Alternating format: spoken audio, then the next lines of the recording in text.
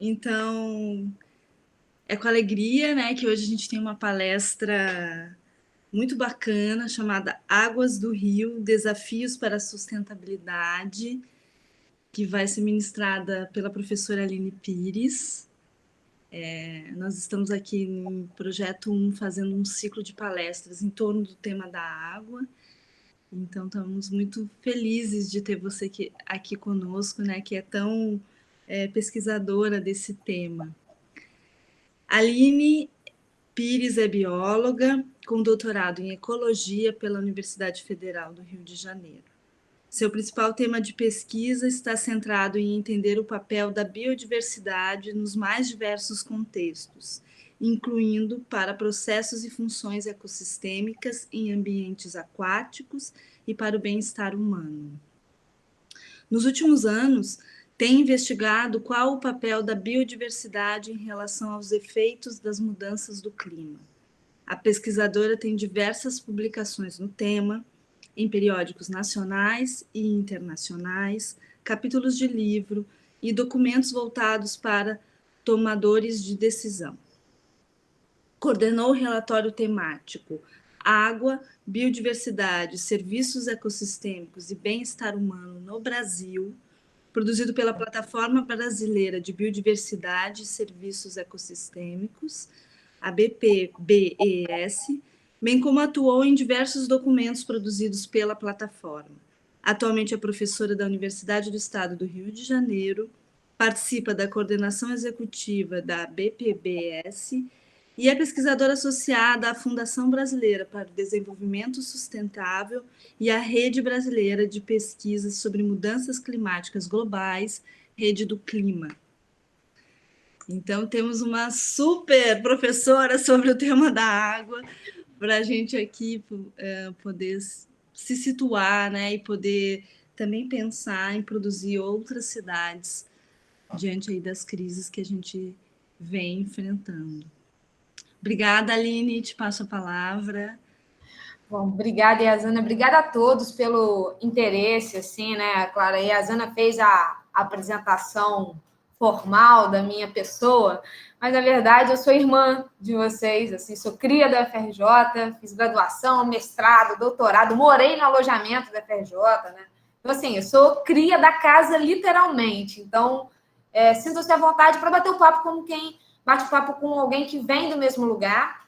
Quando eu ainda estava na graduação de biologia, eu me meti a pedir estágio na FAO na época, porque eu queria já pensar esse tipo de coisa. Claro que não rolou na época, né? Acabei encaminhando todo o meu estudo para o estudo da água, né? Eu acabei entrando no laboratório de limnologia lá na FRJ e aí culminou nesse caminho. E hoje é uma alegria enorme poder falar para vocês um pouquinho desse caminho e discutir um pouco, na verdade, né? Eu acho que é uma troca onde a gente aprende de maneira mútua, tá? Então, fiquem à vontade, assim, eu montei uma apresentação, essa dinâmica online mais complexa, né? Da gente acompanhar as perguntas, as dúvidas. Então, eu coloquei ali, se vocês tiverem alguma dúvida, é só colocar lá no chat, depois, quando acabar a minha fala, a gente discute um pouquinho com vocês, tá bom? Bom, então deixa eu compartilhar aqui a minha apresentação com vocês. Peraí. Deixa eu ver. Era para aparecer. Deixa eu ver aqui. Tá. Compartilhar.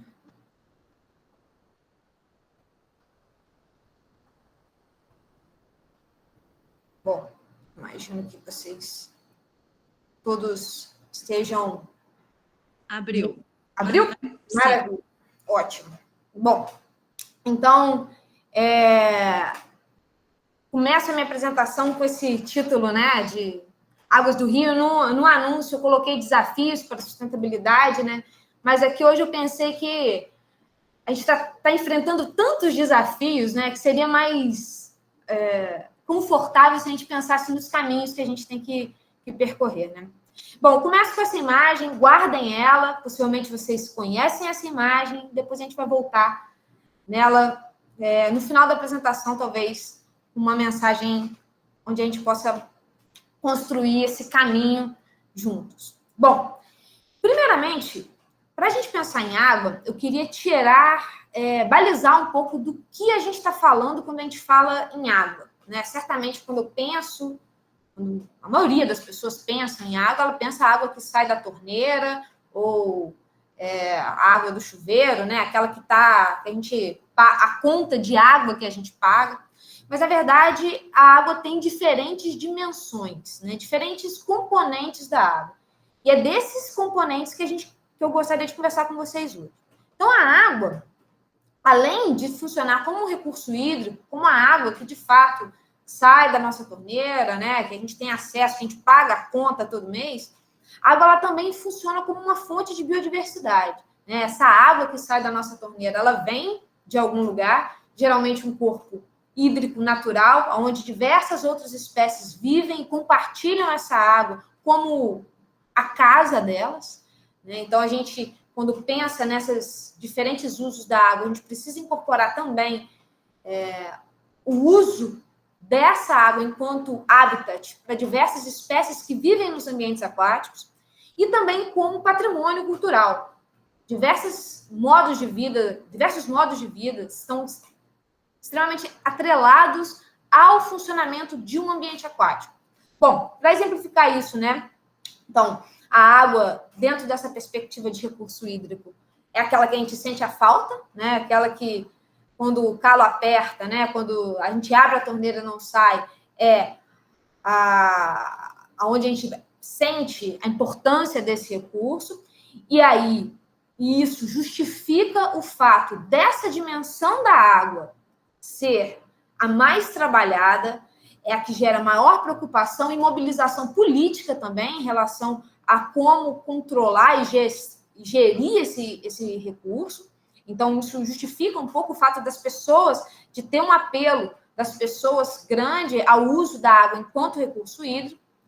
Bom, mas como eu disse, né, a água, ela também é habitat, né, é a casa de diversas outras espécies, né? O Brasil, em especial, é um país que tem uma biodiversidade aquática ímpar no mundo, na verdade. Algumas estimativas sugerem que o Brasil é o país que armazena a maior diversidade de peixes, né, tropicais do mundo. Então, assim, a gente tem uma diversidade enorme. Cada uma dessas espécies, dentro do papel ecológico que elas têm, elas são fundamentais, tanto no aspecto ecológico, né, do funcionamento da natureza como um todo, mas também possuem papel de relevância econômica, né? Várias famílias vivem e dependem da manutenção de estoques pesqueiros para o seu modo de vida. Diversas famílias, por exemplo, na região norte do país, têm os recursos pesqueiros dos rios amazônicos a sua principal fonte de proteína. Então, essa biodiversidade ela é importante por si só, né? Isso por si só bastaria o argumento da importância da água para a biodiversidade, mas essa biodiversidade também é capaz de gerar uma série de benefícios para as pessoas. E, por último, né, essa dimensão do patrimônio cultural. Os ambientes aquáticos eles têm um papel fundamental na manutenção do modo de vida de diversas pessoas. Né? Diversos aspectos culturais, diversas formas de vida estão diretamente atreladas ao ambiente aquático. Né? E aí eu exemplifiquei aqui com os pescadores, né, para quem já teve algum contato com a comunidade de pescadores, eles têm uma dependência, um modo de vida familiar totalmente atrelado à pesca, então não é apenas uma atividade econômica de manutenção da sua família, também uma cultura que se passa de geração em geração. Então, esse é um exemplo, né, que também mostra a importância desse tipo de ambiente, mas, né, para quem que não trabalha com pesca, todo mundo aqui já deve também ter um vínculo emocional, emotivo, estético com o ambiente aquático. Então, a gente busca os ambientes aquáticos também para ter acesso a um bem-estar nosso, né? E também os ambientes aquáticos eles têm um papel importante no contexto de a paisagem, né?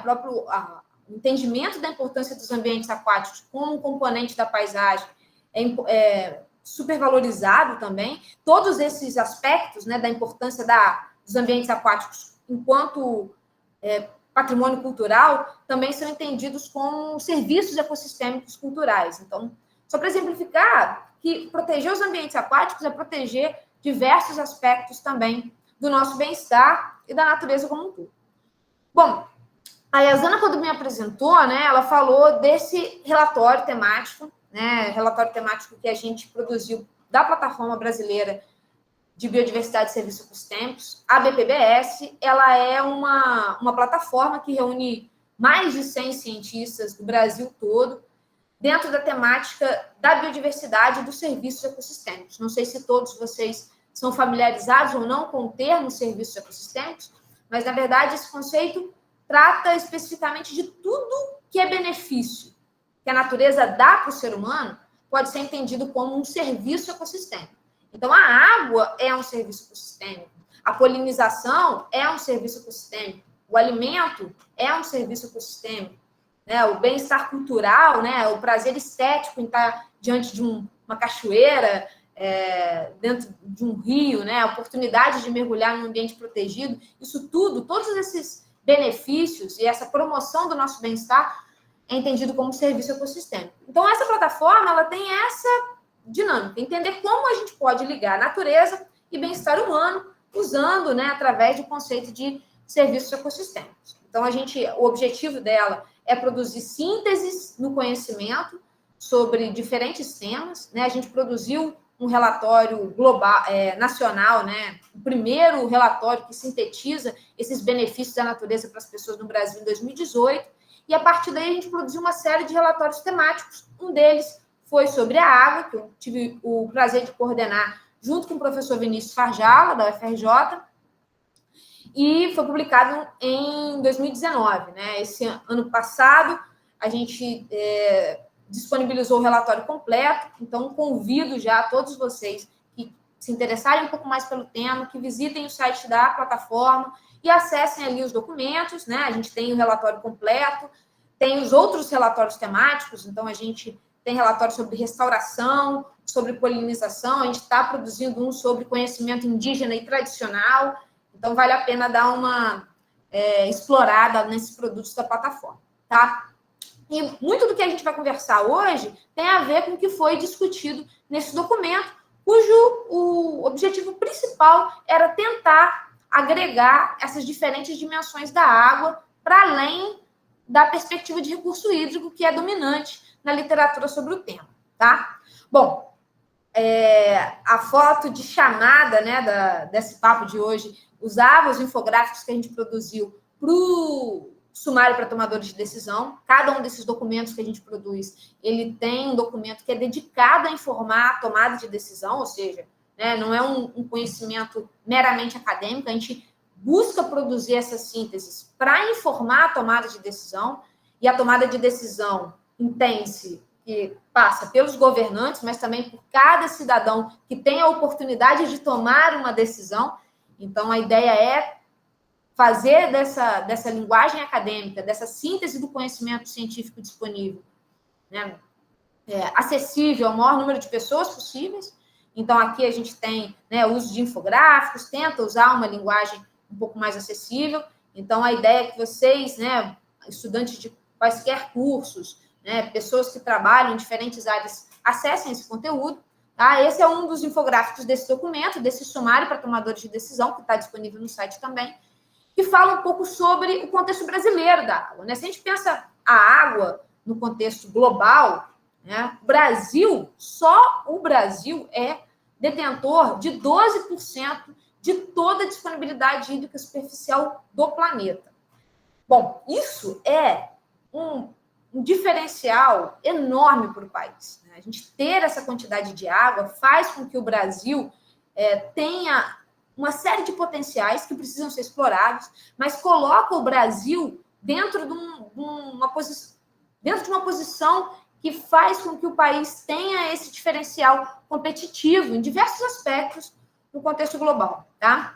Além disso, né, essa disponibilidade hídrica do Brasil que gera uma série de serviços e possibilidades para o país. Então, aqui a gente tem alguns exemplos, né? Essa água ela é utilizada para subsidiar uma série de famílias. A agricultura, por exemplo, né, que fica 700 mil litros de água por segundo é consumido pela agricultura, né? Então, se a gente tem na agricultura uma atividade econômica importante para o país, isso é extremamente dependente da água, né? O Brasil é uma das maiores potências em termos de áreas úmidas conservadas, né? A gente tem, né, dentro do Código Ramsar, que protege áreas úmidas, o Brasil é aquele que possui maior território. Então, a gente tem uma série de... essa água que o Brasil possui faz com que o Brasil tenha uma posição ambiental, social e econômica privilegiada, tá? Bom, claro que essa disponibilidade hídrica que o Brasil tem, ela não ocorre de maneira homogênea no território, né? Primeiro porque, isoladamente, essa disponibilidade hídrica ela está relacionada com a distribuição desses corpos hídricos no país. E a maior parte dele está na região norte. Cerca de 68% da disponibilidade hídrica do país está na região norte, onde se encontra apenas 7% da população do país.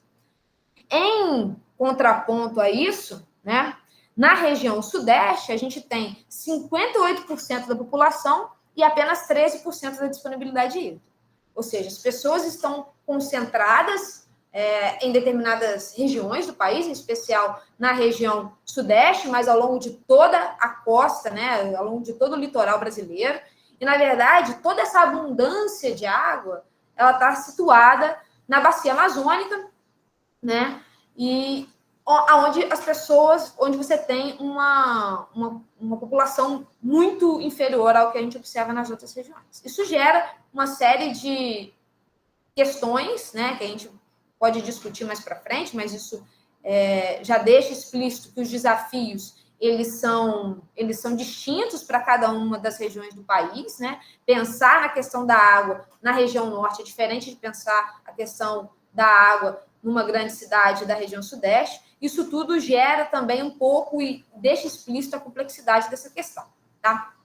Bom, toda essa variedade, né, essa variabilidade, essa heterogeneidade da condição da água no país também está atrelada a diversas ameaças. Tá? A gente fez nesse relatório, a gente fez um levantamento, aproximadamente 40% do território brasileiro possui corpos hídricos com nível de ameaça de moderado a alto.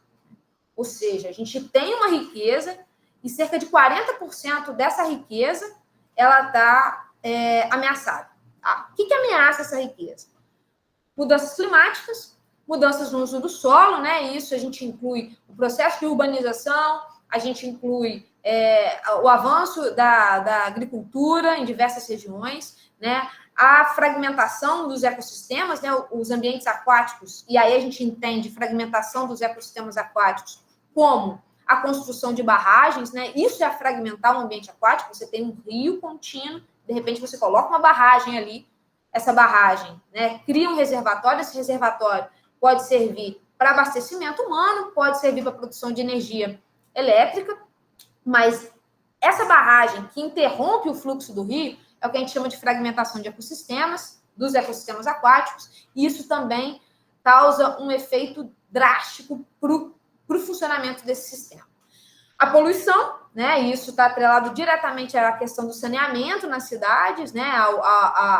O processo inadequado de despejo de esgoto e tudo mais.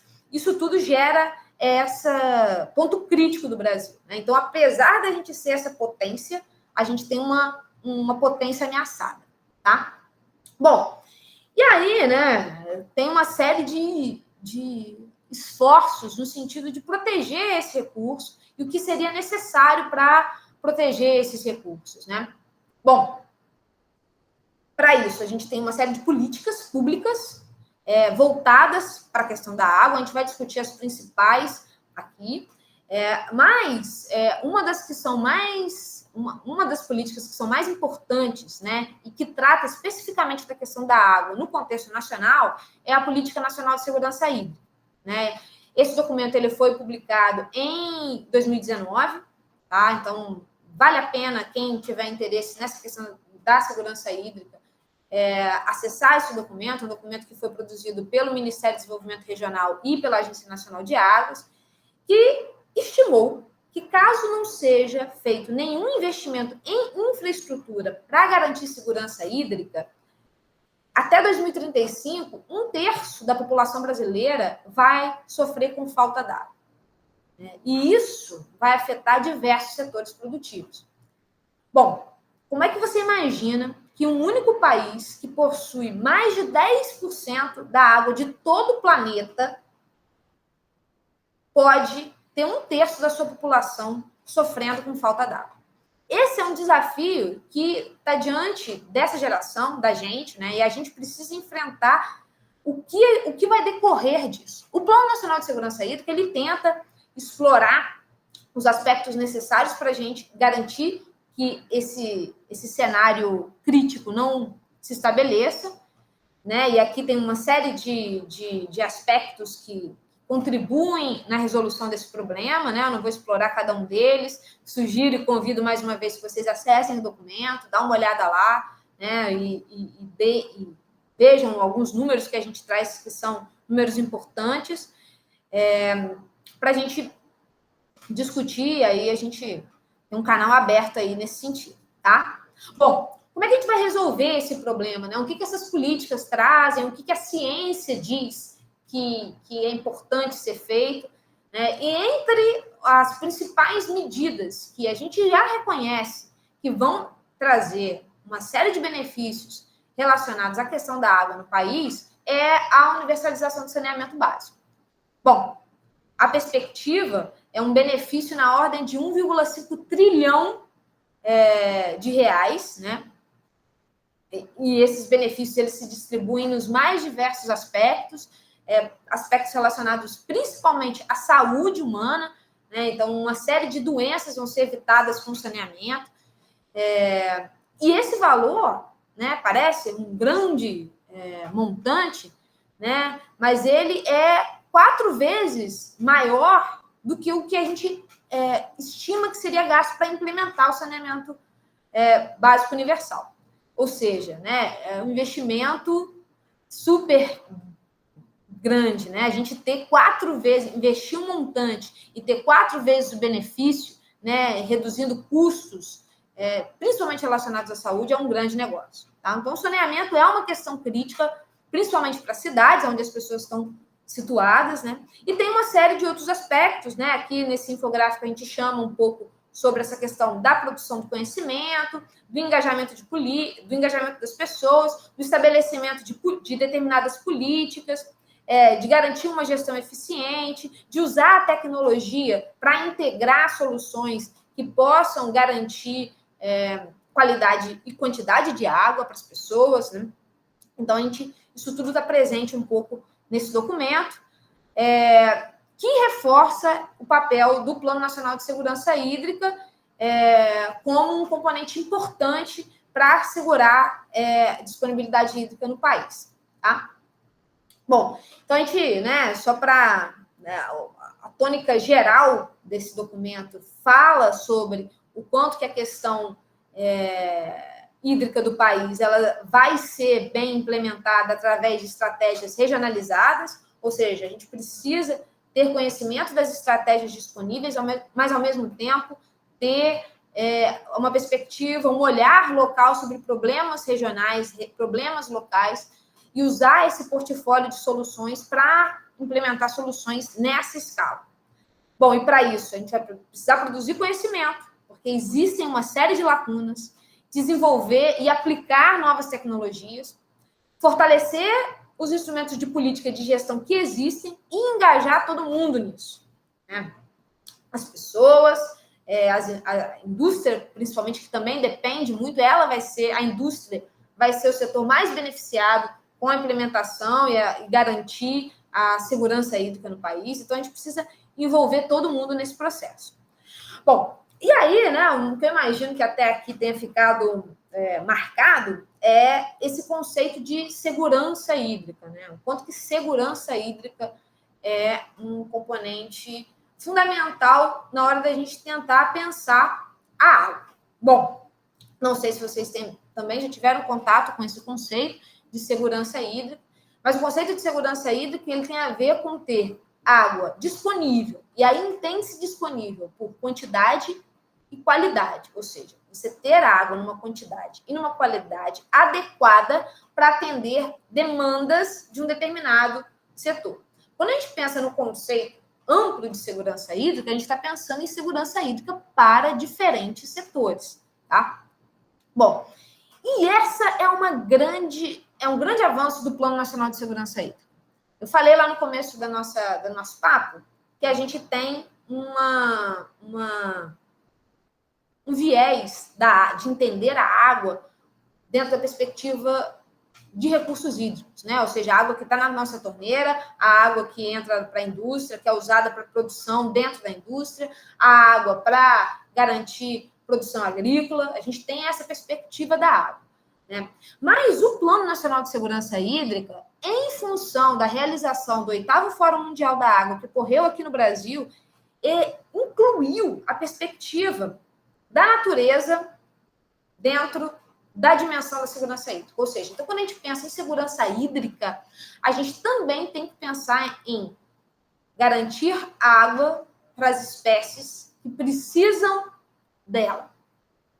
Bom, o índice de segurança hídrica, né, que é utilizado na produção do Plano Nacional de Segurança Hídrica, ele leva em consideração também outros componentes. Então, além das pessoas, né, que é essa lógica do abastecimento humano da água, além da questão da natureza, de proteger os ambientes aquáticos, tem um aspecto relacionado especificamente com a questão climática, né? Ou seja, entender de que maneira processos de inundação e seca afetam as pessoas, geram segurança, né? Então tem um aspecto climático nesse aspecto, ou seja, a seca é um problema, a inundação é um problema, isso está relacionado principalmente com aspectos climáticos, e garantir também que haja água em quantidade suficiente para garantir aspectos econômicos e a manutenção de setores produtivos, porque, pela Política Nacional de Recursos Hídricos, né, o uso prioritário para abastecimento humano, então isso tudo gera uma certa fragilidade, né, uma preocupação específica com a manutenção do setor produtivo. Tá? Então, essas são as 4 dimensões. Quando a gente está falando de segurança hídrica, a gente está falando de garantir segurança hídrica para todos esses aspectos. Dúvidas, né? Queria entender um pouco melhor isso, né? A BPBS, né, a Plataforma Brasileira de Biodiversidade e Serviços Ecossistêmicos, ela tem uma parceria com o jornal Nexo, Políticas Públicas. Então, a gente produz conteúdo e traz temas que a gente considera relevante para a pauta da plataforma dentro do espaço do Nexo. Então, a gente fez uma série de matérias, né, e um esforço de trazer essa questão da água para o Nexo, e uma desses esforços gerou também um entendimento sobre essa regionalização da segurança hídrica no país. Então, lá eles explicam um pouco de que maneira cada uma dessas dimensões da segurança hídrica, o que significa garantir água para as pessoas, o que significa garantir água para a economia, dentro da perspectiva do clima, para a natureza, e apresenta um pouco como cada uma dessas dimensões da água se comporta no país. Bom, né, se a gente observar aqui no nosso, né, aqui onde a gente tem os mapas do Brasil, a gente vai ver que a questão climática, né,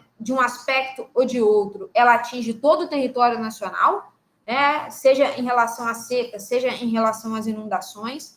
Isso faz com que ela tenha um aspecto mais homogêneo ao longo de todo o território nacional, enquanto aspectos relacionados à economia e as pessoas e a natureza, ela tenha impactos mais regionalizados, né? Em todas essas dimensões, a região nordeste do país, ela tem um ponto mais colorido nesse mapa, né? Então, a gente consegue ver que para todas essas dimensões, a segurança hídrica na região nordeste do país ela é extremamente afetada. Mas também as grandes cidades são pontos coloridos nesse mapa, né? Inclusive o Rio de Janeiro.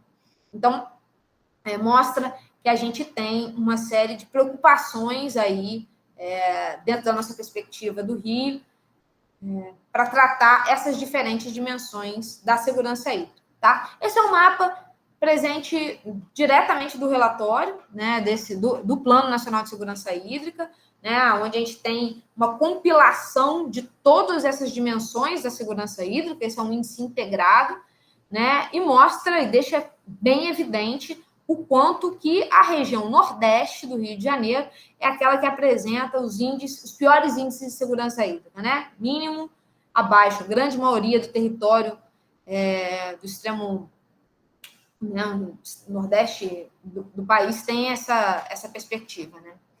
Mas, né, se a gente descer também, né, o extremo sul do país, principalmente atrelado ao grande impacto que as mudanças climáticas traz para essa região do país, e os grandes centros urbanos, né? Então está ali, né, na região sudeste, o que chama atenção está ali o Rio de Janeiro, pintado de vermelhinho e laranja. Bom, qual a grande questão nisso, né? E o que a gente entende como solução para isso? E aí eu faço uma pausa aqui para trazer uma das coisas que a gente trata no relatório, um dos aspectos que a gente trata no relatório e que está sendo discutido, na verdade, foi recentemente aprovado, é a questão do novo marco do saneamento, é a ideia de promover essa universalização do saneamento, né, até 2033, né? O que ele traz? O que o marco do saneamento ele propõe? Que até 2033, 99% da população ela tenha água potável em casa, até dezembro de 2033, que 90% da população do país ela tenha coleta e tratamento de esgoto nesse mesmo tempo, que haja uma série de ações dedicadas à diminuição do desperdício de água e aproveitamento da água da chuva. E aí eu certamente imagino que vocês tenham uma série de ideias a como fazer isso de uma maneira que seja incorporada aos processos produtivos, né, que a gente tem disponível, né, a questão do próprio mercado também de absorver essas novas formas de garantir o aproveitamento da água da chuva, diminuir desperdício, estímulo ao investimento privado através de licitação entre empresas públicas e privadas, o fim de direito, né, ao saneamento para empresas estaduais e garantir que, caso essas metas não sejam cumpridas, que as empresas responsáveis por implementá-las percam o direito de executar o serviço. Né? O marco do saneamento não é uma uniformidade, não é, né, imagino que se vocês acompanharam, isso tem uma série de discussões, né, principalmente pelo aspecto relacionado a uma abertura do investimento privado para o saneamento. Isso pode gerar uma série de desigualdades e limitar o acesso à água para todos. Então, isso tem sido discutido, muita gente pontua os pontos positivos e negativos disso, mas é só para mostrar que isso está pipocando e que deve gerar uma série de consequências nos próximos anos, estratégias e ações que muitas das quais vocês podem estar envolvidos. Rio de Janeiro, né? A gente falou, né? A ideia é dar esse recorte para o Rio de Janeiro. Aqui eu trouxe, né, o mapa do estado do Rio de Janeiro, né? Mas a gente tem esse contexto mais local, né? Imagino que muitos de vocês também, né, alguns alunos venham de outras cidades do estado, até mesmo de outros estados, né? Eu mesma disse para vocês no início da nossa conversa que eu morei no alojamento da FRJ, porque minha cidade natal é Barra Mansa, uma cidade do interior do estado. Então, né, cada um pode até contribuir com uma perspectiva distinta. Mas eu acho que o que exemplifica o tamanho do desafio e os caminhos possíveis para a gente percorrer e cumprir esse desafio é o que ocorre na região hidrográfica 5 do Rio de Janeiro, que é a região hidrográfica da Bacia da Baía de Guanabara, tá? Bom, esse é o desenho da Baía de Guanabara, então imagino que vocês estejam, né, vendo aqui a enseada da Baía de Guanabara, né? Então a gente tem aqui diversos pontos de monitoramento da qualidade da água nessa região hidrográfica, né? São dezenas de pontos de monitoramento. E os pontos em vermelho significam qualidade da água muito ruim, em laranja ruim, amarelo, qualidade média, verde, uma qualidade boa, e em azul, a qualidade da água excelente, tá? Vocês podem perceber que esses não são pontos de monitoramento dentro da Bahia, mas dentro dos corpos hídricos que desaguam na Bahia, né? Bom, eu não encontrei nenhum ponto azul, imagino que vocês também não, né? Porque a situação, de fato, dos afluentes para a Baía de Guanabara é crítica. A gente tem aqui uma situação de ruim a muito ruim.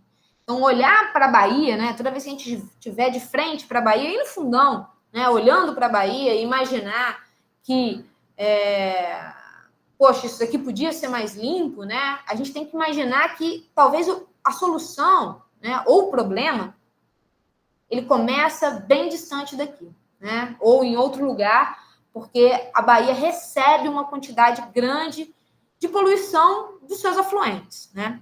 Principalmente na Baixada, né? A Baixada acaba tendo, né, um adensamento populacional muito grande, né, com um saneamento precário, isso faz com que tenha uma contribuição grande para o aporte de poluição para dentro da Baía de Guanabara, tá? Bom, então esse mostra o quanto que é difícil imaginar isso. Mas eu também queria chamar a atenção para que nem sempre esse olhar quase desesperançoso para a Baía de Guanabara, né? E a gente que está aí na Ilha do Fundão, né, vê isso acontecendo bem vivo, é que nem sempre foi assim. Na verdade, né, o nome da nossa cidade, né, o nome Rio de Janeiro, vem do entendimento, né, daqueles que chegaram aqui, olharam a Baía de Guanabara e imaginaram que se tratava de uma foz de um rio, né? E como eles chegaram aqui no dia 20 de janeiro, né, o nome da nossa cidade é São Sebastião do Rio de Janeiro, imaginando que a Baía de Guanabara era um rio, né? E certamente o que eles encontraram quando eles chegaram no Rio de Janeiro era uma sensação de deslumbre que ainda a cidade causa, certamente quem chega aqui, e que também provoca, né, uma série de questões e oportunidades para a gente continuar discutindo. Mas eu imagino que o que eu queria trazer com isso, né, além de trazer a importância dessa questão da água para o próprio nome da nossa cidade, do nosso estado, é trazer essa perspectiva, esse olhar, que talvez nesse momento de deslumbre, os povos que já viviam aqui e aqueles que chegavam tinham sobre esse espaço, tá? Bom, então,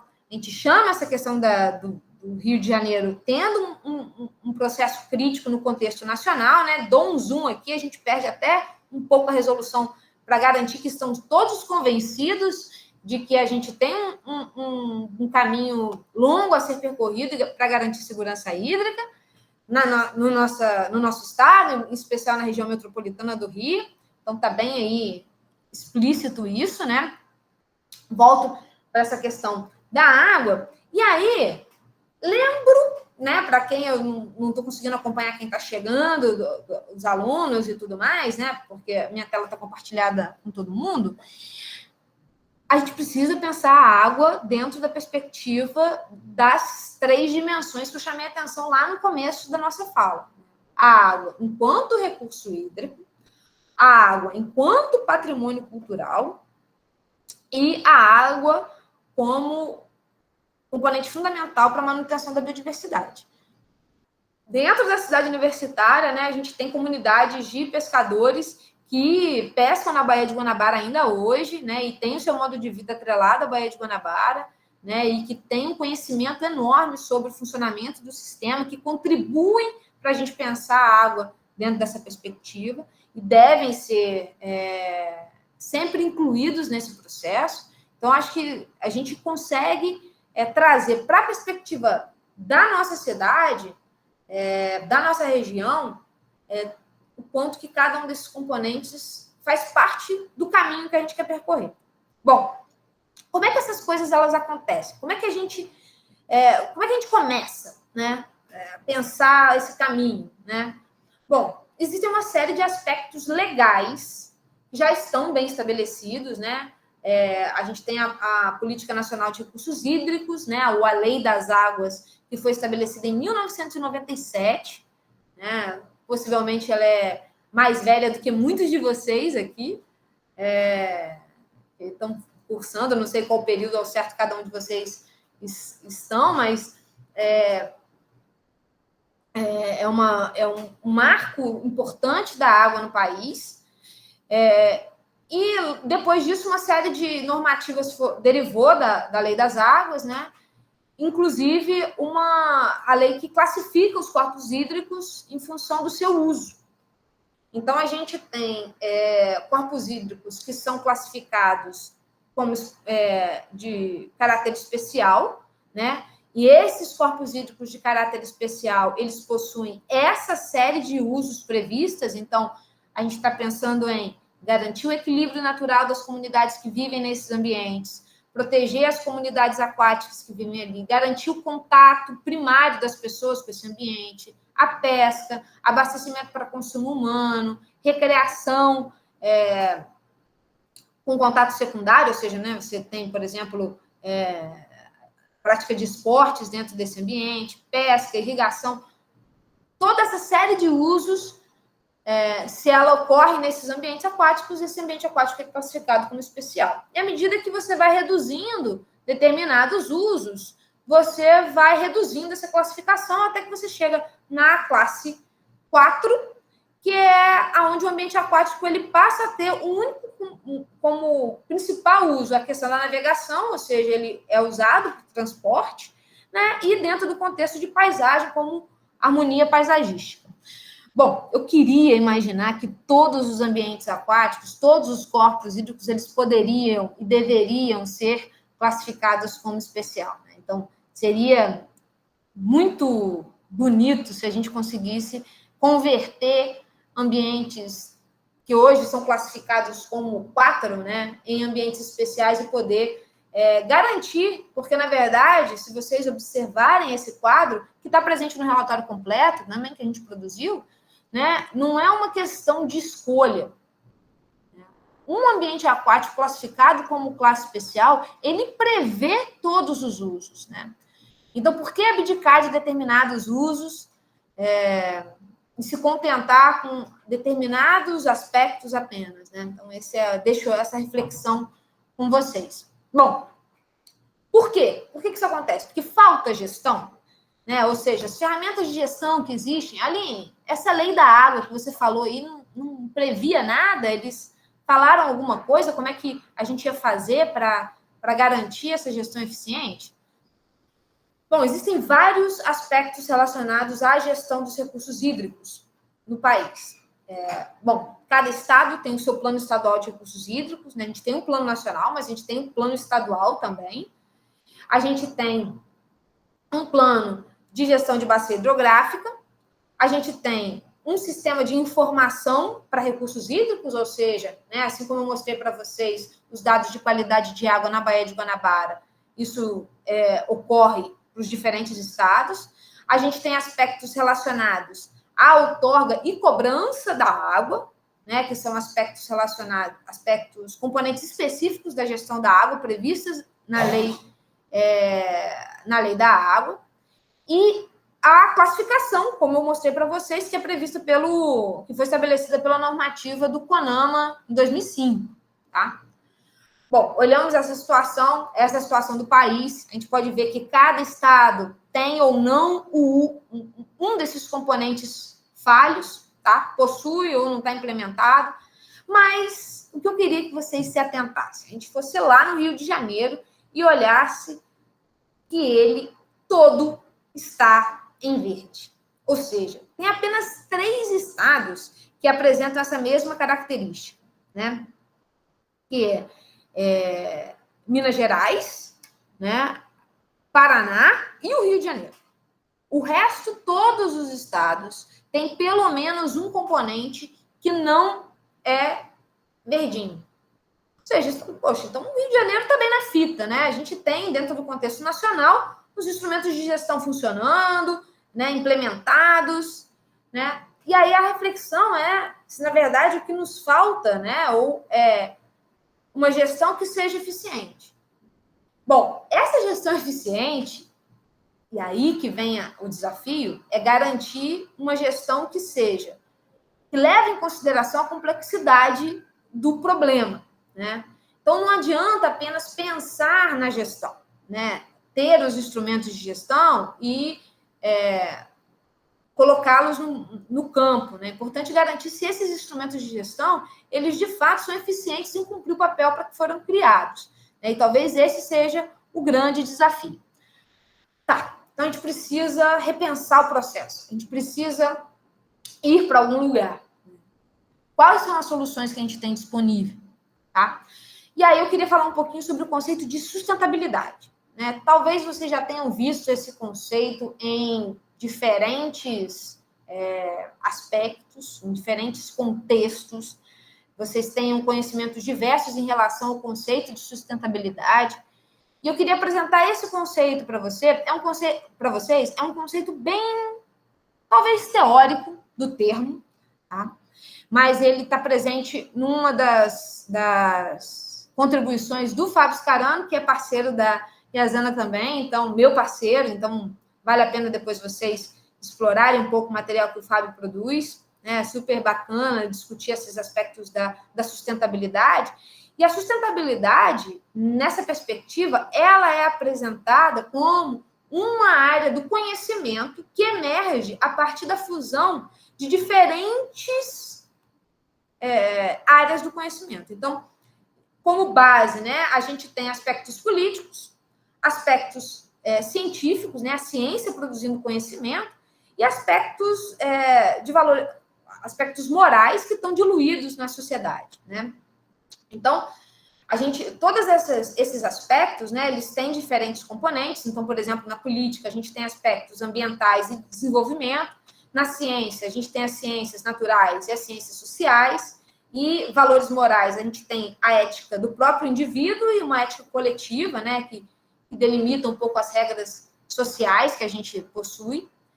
Esses aspectos, eles convergem dentro de uma perspectiva, né, no caso da política, de políticas de sustentabilidade.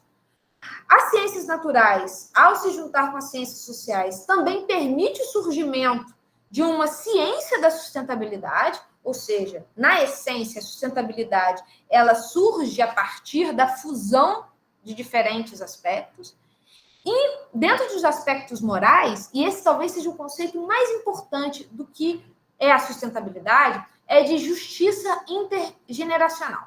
Quando a pessoa busca sustentabilidade, ela não está pensando apenas no que ocorre no seu momento presente, mas ela está pensando também no que no que é justo com quem ainda está por vir. Esse é o conceito de justiça intergeneracional, tá? Todas essas coisas juntas culminam na sustentabilidade, e aí dentro de um espaço hipotético, né, a gente tem essa sustentabilidade profunda, onde a gente discute outros conceitos como utopia, Gaia, que é um nível de sustentabilidade onde o ser humano passa a ter uma relação direta com a natureza, mais do que o uso sustentável dela, né? Uma relação em plena harmonia, de plena integração entre as pessoas e o seu meio, tá? Isso tudo, aspecto teórico. Como é que funciona a sustentabilidade na prática? Em 2015, as Nações Unidas falaram: precisamos mudar a forma como a gente vive nesse planeta. E propuseram os Objetivos do Desenvolvimento Sustentável. Bom, esse quadrinho colorido, imagino que alguns de vocês já tenham visto, né? Todos vocês, né? Que basicamente busca estabelecer o mundo que a gente quer. A gente costuma atrelar o termo sustentabilidade a uma lógica natural, proteção da natureza e tudo mais, mas a sustentabilidade ela é entendida em diferentes dimensões, né? Acabar com a pobreza, acabar com a fome, garantir saúde e bem-estar, educação, igualdade de gênero, reduzir desigualdade, garantir crescimento econômico, garantir água para todo mundo, proteger a biodiversidade, paz, justiça, acabar com as mudanças climáticas, ter produção e consumo consciente, proteger, né, construir e proteger as cidades e garantir comunidades sustentáveis. Isso tudo são aspectos dessa agenda, né? De imaginar o mundo que a gente quer. Qual é a grande questão, né? Que tem uma definição dos Objetivos de Desenvolvimento Sustentável, né? Um apelo global à ação para acabar com a pobreza, proteger o meio ambiente, clima, garantir que as pessoas em todos os lugares desfrutem de paz e de prosperidade. Esses são os objetivos para os quais as Nações Unidas estão contribuindo a fim de que possamos atingir a Agenda 2030 no Brasil e em todo o planeta, né? Uma agenda global e todos os países membros das Nações Unidas assinaram esse compromisso, esse apelo, né? Bom, cada um desses objetivos tem uma série de metas, são 17 objetivos, ao todo 169 metas, e tem um deles dedicado apenas à água, né? Qual é o grande desafio dessa sustentabilidade da prática aí, né? Que os países já assinaram, as Nações Unidas organizou tudo direitinho, então, primeiro que ele tem uma data, ele precisa ser cumprido até 2030, ou seja, em menos de 10 anos, a gente chegaria nesse mundo que a gente quer. Isso faz com que esse seja um desafio extremamente ambicioso. Como é que a gente vai fazer essa coisa acontecer? Ele ocorre numa escala global, ou seja, a gente precisa garantir que todos os países cheguem nesse aspecto, e ele é extremamente complexo porque ele integra diferentes componentes, né? A gente precisa pensar ao mesmo tempo em igualdade de gênero e proteger os corpos hídricos e diminuir as mudanças climáticas e acabar com a pobreza e garantir comida para todo mundo, de uma forma onde o avanço em cada um desses objetivos não atrapalhe o avançar do outro objetivo. Isso é extremamente difícil, né? Então, é um caminho, né, para vocês que estão elaborando isso, trabalhando isso, né, vão ver essas coisas acontecendo e vão participar desse processo. É importante ter a dimensão dessa complexidade, né? Então, essa geração que está chegando para fazer essa agenda acontecer, tem que encarar isso tudo de uma forma considerando o tamanho desse desafio, tá? Como é que funciona a água dentro dessa perspectiva da sustentabilidade, né? Principalmente dentro do aspecto da Agenda 2030. Bom, para quem tiver dúvida e que quiser explorar um pouco mais sobre a Agenda 2030, né, que trata, explora um pouco, acompanha o avançar desses objetivos no país, eu sugiro entrar no site da Agenda 2030.org.br, lá vocês vão conseguir ter uma série de informações sobre o desenvolvimento dessa agenda no país, tá? Um outro site que é super legal, que é bacana vocês darem uma olhada também, é o da SDSN, tá? Sustainable Development Solutions Network.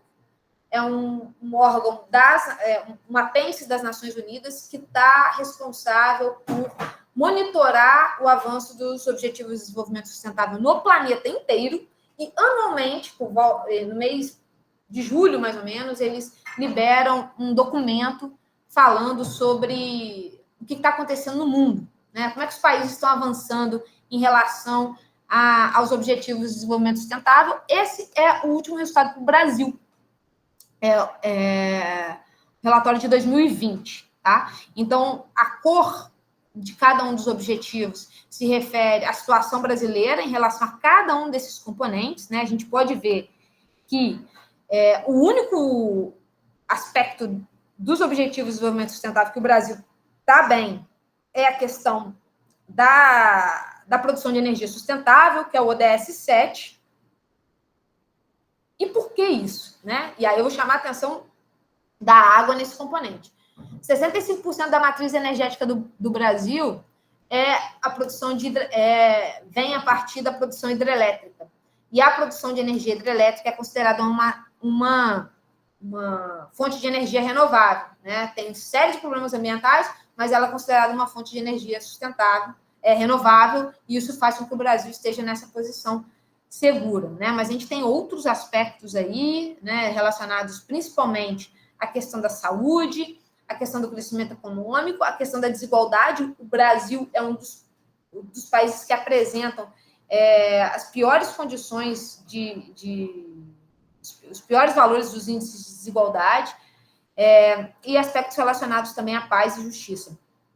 Então, a gente tem aí um grande desafio, e embaixo a gente tem essas tendências aí, né? De melhoria, de avanço em cada um desses componentes. Quanto mais verdinho, melhor também. Então, vale a pena explorar esse documento. A SDSN tem uma sede, né? Tem um braço brasileiro no Rio de Janeiro, dedicado às cidades, né? Ela esse braço da SDSN no Brasil, ela é discutida principalmente no Departamento de Geografia da PUC, Rio. Então, também, quem tiver mais interesse em se envolver nesse tipo de avaliação e tudo mais, procura essa galera lá na PUC, porque eles estão um olhar bem dedicado ao ODS 11, que é voltado para as cidades. Bom, na parte da água, né, a gente tem aí essa série de objetivos. Cada um desses objetivos que está dentro do ODS 6, que é da água, trata sobre um componente. Então, a meta 6.1 fala sobre água potável para todo mundo, a 6.2 em saneamento, a 6.3 em melhorar a qualidade da água, tem vários aspectos, né? Então, ou seja, leva em consideração os diferentes aspectos que a gente chamou a atenção. Então, é uma agenda legal, uma agenda que leva em consideração a complexidade, né? Zela pela participação das pessoas, né? Ou seja, permite que esse patrimônio cultural diverso seja incorporado nas decisões, fala sobre proteção e restauração de ecossistemas. Então, é uma agenda super bacana que vale a pena investir, vale a pena trabalhar em cima. O que eu queria mostrar para vocês é que essa sustentabilidade na prática e a água, né, esse é um modelo que foi desenvolvido por os pesquisadores para tratar a questão alimentar especificamente, mas que é utilizado, que é chamado de modelo bolo de noiva, esse modelo. Porque ele diz que, na verdade, os ODS eles não podem ser entendidos como uma caixinha, onde cada um deles começa e avança de uma maneira isolada. Que, na verdade, existe um processo onde determinados objetivos são fundamentais para que outros sejam alcançados. E ele organiza isso aonde os objetivos relacionados principalmente à proteção da natureza, a ter água para todo mundo, a ter um clima saudável, ele é a base para gerar as transformações que a gente espera na sociedade. Então, sem ter um clima adequado, sem ter água para todo mundo, sem proteger a biodiversidade, dificilmente a gente vai ter saúde, dificilmente a gente vai acabar com a fome, dificilmente a gente vai garantir educação para todo mundo, dificilmente a gente vai garantir as possibilidades necessárias para a implementação de uma energia sustentável, de uma matriz energética sustentável, renovável. Dificilmente a gente vai conseguir construir cidades sustentáveis. E sem esses aspectos, vai ser muito difícil garantir um crescimento econômico de base sustentável. Dificilmente a gente vai conseguir fazer com que as pessoas possam ter um consumo e produção conscientes, que a gente diminua a desigualdade, e certamente sem isso a gente não chega em parcerias, que é o objetivo do ODS 17. Né, de garantir uma gestão eficiente do processo. É um modelo que eu gosto muito, ele é de alguma forma questionado, mas ele mostra um pouco quanto que determinados objetivos são fundamentais nesse processo. E ressalta a água como uma parte fundamental para que a sustentabilidade ela seja atingida. Né? E isso é uma mensagem que eu queria que vocês ficassem, e também eu queria fazer uma ponderação que certamente o Fábio me pediria para fazer, é que a Agenda 2030, né, a agenda de sustentabilidade proposta pelo ODS, pelo Objetivo de Desenvolvimento Sustentável, né, é uma das agendas de sustentabilidade. Mas, no mundo que a gente vive, existem outras formas de pensar como viver nesse planeta de forma sustentável, sem necessariamente adotar uma agenda das Nações Unidas. Né? Então, a gente tem há muito tempo, né, alguns países na América Latina que já tem como filosofia de vida o buen vivir, que trata dessa relação mais harmônica com a natureza, o Ubuntu nos países da África, o Swaraj na Ásia, o The Growth no próprio perspectiva ocidental, né, onde se entende que a gente não precisa crescer mais. A gente pode parar de crescer em termos econômicos e garantir uma distribuição mais homogênea dos recursos, uma distribuição mais igualitária, ou seja, diminuir, de fato, não ter essa preocupação com o crescimento, mas se preocupar mais com os processos que distribuem os frutos desse crescimento. Bom, no contexto do Rio de Janeiro, né, a Agenda 2030, ela está, né, vários governos adotaram ela, né, inclusive o governo do Rio de Janeiro. Se vocês entrarem no site do governo, vocês vão acessar o quanto que cada uma das dimensões estão sendo trabalhadas. Essa imagem ela foi tirada diretamente de lá, né? E aqui a gente tem pontos chaves de cada um dos ODS. Então, vocês podem ver, por exemplo, que a questão das favelas, né, que é um aspecto urbanístico extremamente importante, ela está presente em vários ODS como ponto-chave, e, por exemplo, na questão da erradicação da pobreza, pelo fato de elas serem extremamente vulneráveis aos impactos das mudanças climáticas, elas estão presentes no ODS 13, né? Serem zonas sociais críticas também está presente nessa questão do ODS 16, relacionada a paz e justiça social. Então, tem vários aspectos, né? É claro, o tema da nossa fala aqui, né? O nosso papo é sobre água, então, eu queria que a gente desse esse zoom aqui, mas convido mais uma vez todo mundo a explorar isso. E para a água, a preocupação é saneamento e segurança hídrica. Especificamente esses dois componentes que a gente já falou um pouquinho aqui, né? Como eles funcionam, os benefícios que eles trazem. Quase todo mundo, quando pensa em resolver o problema do saneamento e garantir segurança hídrica, pensa em infraestrutura cinza. O que a gente chama por infraestrutura cinza? Construção de reservatório, cimento. Né? Basicamente, usar a construção civil, principalmente para gerar as reservas de água necessária para garantir saneamento e garantir acesso, disponibilidade hídrica para todo mundo. Eu queria convidar a gente a pensar uma nova forma de pensar, de atingir o objetivo de desenvolvimento sustentável 6, pensando em saneamento, pensando em segurança hídrica, pensando em infraestrutura verde também, né? Mas isso é possível, né? Esse conjunto de infraestrutura verde, né, ou soluções também que são conhecidas como soluções baseadas na natureza, um termo mais amplo, né? Que, na verdade, pensa o problema e pensa de que maneira aspectos da natureza poderiam promover as soluções que a gente espera. Pergunta será que ela vai dar conta de resolver o problema? Será que ela vai dar conta de evitar que 1/3 da população sofra com falta de água? Será que ela resolve os problemas dos outros ODS, né? Será que ela vai conseguir? É fácil imaginar como uma solução baseada na natureza ajuda a proteger a biodiversidade, mas será que ela garante ao mesmo tempo crescimento econômico? Será que a gente escolher esse caminho não é de alguma maneira retardar outros aspectos que são importantes para o nosso bem-estar e tudo mais? Essa é uma pergunta que eu deixo aqui para vocês, né?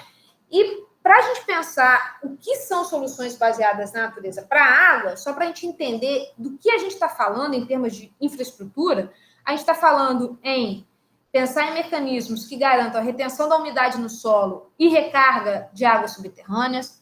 A gente está falando da manutenção de zonas úmidas naturais e artificiais, que têm papel importante na recarga das águas subterrâneas, que funcionam como áreas de armazenamento da água, principalmente quando a gente tem picos de chuva.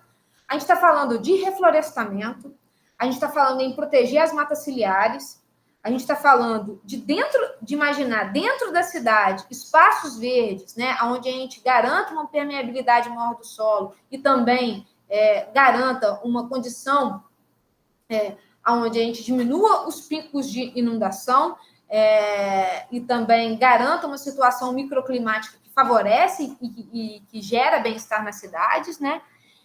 E aspectos também relacionados, né, a, por exemplo, a questão dos banheiros secos, diminuindo também os impactos da nossa presença para os ambientes para os corpos hídricos, tá?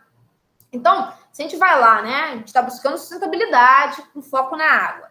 A gente viu que o que o governo do Rio está pensando em termos de sustentabilidade é cuidar do saneamento e segurança hídrica. A gente já viu que segurança hídrica, a gente tem que pensar em garantir água para a economia, para as pessoas, para o clima e para a natureza. É possível? Né? Aquela pergunta lá. Um estudo, e é só para exemplificar isso, né, focado especificamente no sistema de abastecimento do Guandu, tá, que buscou avaliar qual era o papel que a infraestrutura natural ou infraestrutura verde, né, ou soluções baseadas na natureza poderiam ter para o sistema do Guandu, mostrou que a gente economizaria em tratamento de água, ou seja, evitando que poluentes e sedimentos chegassem no sistema de abastecimento da nossa região, a gente economizaria cerca de 156 milhões em tratamento de água. Se a gente pensar que menos gastos de químicos, que isso gera uma cadeia econômica de produção de mudas, através dessa restauração, que a gente gera uma cadeia de restauração que protege a biodiversidade, se a gente pensa que as árvores, elas diminuem o grau de erosão nos ambientes aquáticos, isso diminui também o potencial impacto que aspectos relacionados a desastres naturais poderiam ter para esses sistemas. Se a gente pensa, né, que uma vez que a gente consegue valorar isso, que a gente sabe o valor e o benefício monetário que isso tem, a gente consegue também pensar nos benefícios econômicos disso, né? Isso só em termos de tratamento de água. Se a gente imaginar que esse benefício para o saneamento pode levar uma série de outros benefícios e redução de gastos com saúde e outros aspectos, isso fica ainda mais explícito, tá? Então, né, aqui tem alguns documentos que são produzidos pelas Nações Unidas Águas, todo ano também, né? Em 2018 falou especificamente sobre essas soluções baseadas na natureza, ano passado falou sobre aspectos de mudança climática, vale a pena dar uma olhada também, né? Então, a grande resposta para essa pergunta é um grande sim, né? Assim, as soluções baseadas na natureza, elas podem acoplar uma série de benefícios, só elas resolvem o problema? Também eu poderia dar um grande não aqui. Para várias situações, a gente vai precisar acoplar infraestrutura cinza com infraestrutura verde para garantir o bem-estar das pessoas. Então, não é para a gente abdicar do que a gente já sabe que dá certo, da construção de reservatórios e tudo mais. Mas é para incluir infraestrutura verde, porque ela pode diminuir os custos significativamente, pode acoplar uma série de benefícios e pode facilitar essa missão tão difícil de que é chegar um 2030 com o mundo que a gente quer, né? E a água está aqui na base, a água compõe o ODS 6, que está aqui na base, responsável por gerar toda essa cadeia de benefícios e essa cascata de efeitos positivos. E aí eu termino, né, a minha fala com essa foto que eu encontrei na internet de umas crianças olhando para a Baía de Guanabara, perto do Museu da Manhã, né, pensando talvez, não sei o que, talvez pensando que queriam comer uma pipoca, ou não queriam fazer a atividade que o professor propunha, mas certamente representando um futuro, né? Um futuro que a gente precisa pensar, um futuro para essas crianças, né? E esse olhar da Baía de Guanabara, de imaginar um futuro, coincide com, talvez, essa visão, né? Esse foi um esforço que algum ilustrador, né? Uma equipe de design teve em tentar reproduzir o Rio de Janeiro antes da chegada dos portugueses aqui, como é que seria a nossa cidade. Então, a gente teria essa visão, né? Quando eles chegaram por ali, eles imaginaram esse rio, essa foz chegando, era essa visão. Certamente, a gente tinha uma condição da qualidade da água nessa região totalmente diferente da que a gente tem hoje, mas a gente sabe também que a solução também está aí, está disponível, né? O Rio de Janeiro tem uma relação intrínseca entre proteger a natureza e garantir a água, né? A Floresta da Tijuca, ela foi toda mata secundária e ela foi restaurada porque foi percebida a importância que a manutenção da Serra Verde teria para garantir água na cidade do Rio de Janeiro, né? Depois um período grande de plantação de café, ou seja, e hoje a gente tem uma das maiores florestas urbanas do mundo, fruto disso, né? Que com essa visão, né, a gente sabe, né, hoje a gente tem uma realidade que exige uma complexidade, que exige um desafio maior, mas a gente sabe fazer isso, né? A gente tem histórico, se existe uma cidade, se existe um exemplo que pode ser dado, né, que incorpora o quanto que a solução está na natureza e o quanto que isso está relacionado ao bem-estar das pessoas, essa cidade é o Rio de Janeiro. Então, muito obrigada a todos. Se vocês tiverem alguma dúvida e quiserem elaborar isso, se tiver agora a gente debate isso aqui, se não, só me mandar um e-mail também, meu e-mail está aí embaixo. E, mais uma vez, obrigada pela atenção de vocês. Obrigada a você, Aline, pela apresentação super instigante, completa que a gente teve, né? Pegando desde de um problema macro, global, eu diria, né? Com toda essa perspectiva da ONU e de como a gente vem se organizando globalmente, até a nosso recolhimento da água da chuva aqui no quintal de casa, né? Então, foi muito, muito completo e casou com as outras palestras que a gente vem do ciclo, assim, que a gente teve perspectivas mais pontuais justamente dessa infraestrutura verde, né?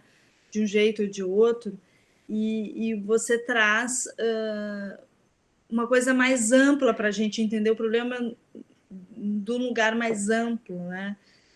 Que é extremamente importante para a gente conseguir situar por que fazer essas coisas todas, né? Então foi muito, muito importante. Eu normalmente.